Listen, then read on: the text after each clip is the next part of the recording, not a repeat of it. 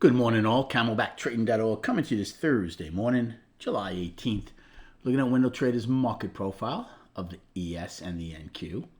So yesterday, we all went out with B shapes for long liquidation. ES and NQ both went out with gaps to the downside. NQ is very large. ES is decent. Those would be a big focus going forward. ES did not hold trend down. NQ held the triple distribution day down. Very small set of single prints in E, and then not much larger, but a larger one in B period.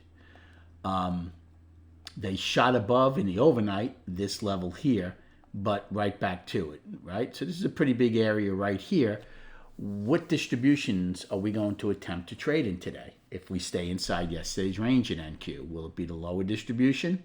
We're 20 wide right now in the overnight, right where we're 9 wide from yesterday. So a lot of business being done there. Wouldn't doubt if they test that again. But the bigger question will be, will they spend a lot of time in a lower distribution or try to get into the middle distribution? It all remains to be seen. They are down on the daily now. They're in balance on the weekly. Righty, which has been going full bore straight ahead, right now, possibly could take out yesterday's low. If they do that, they'll be back to balance on the daily. Again, that's healthy. They've ripped straight up for 4 or 5 days in a row with very heavy volume. Okay, at some point, some of those big boys are going to back off. Okay, after they accumulate what they want to have in the stock, in the future, in the ETF. So if they do plan on trying at some point in the near future to go for their all-time high, coming back into balance on the daily for a couple of days is not a harmful thing to do. You shake out the weakest of the week and then maybe continue your upward assault. ES is in pretty good shape. Like I said, yes, we have a gap above, but if that gap was to fill, guess what? We had the 11 wide POC from the 16th and then the all-time high. So, not a lot of damage done yesterday except for the gap. We'll see if that's going to hold. The thing that they would have to worry about is if we start taking out yesterday's low. Now, again, I'm not using yesterday's low as my balance low, but we would be coming closer if I'm using Tuesday's low from last week as the balance low. And then the real important thing would be last week's low. Okay? That's the real important one, which is 15 and a quarter, because if you take that out, you would put the weekly back in balance. Again, that's not the end of the world. The S&P on the weekly has been really basically straight up all year. So again, coming into some sort of balance to shake out the weakest of the week would be healthy. So early game plan, again, we always have our overnights that we could use as plays.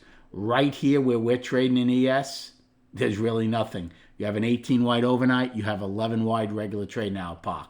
This is going to be stuck in mud here if there's just no trade here, okay? So you want to take a short against the afternoon rally high and use value high as you're out. I don't have a problem with that. On the flip side, if it pulls back, you want to take a long against the overnight low and value low, and below that take it a B out. That's an early play. No problem with that either. Okay, as far as NQ goes, they have those wide overnight POCs here. I'd be a little surprised if we just rip away from them. So this is not a bad risk reward short here against the overnight, against the afternoon rally high and the triple distribution. But if you get acceptance above it, you have to have an out because value high is too far away.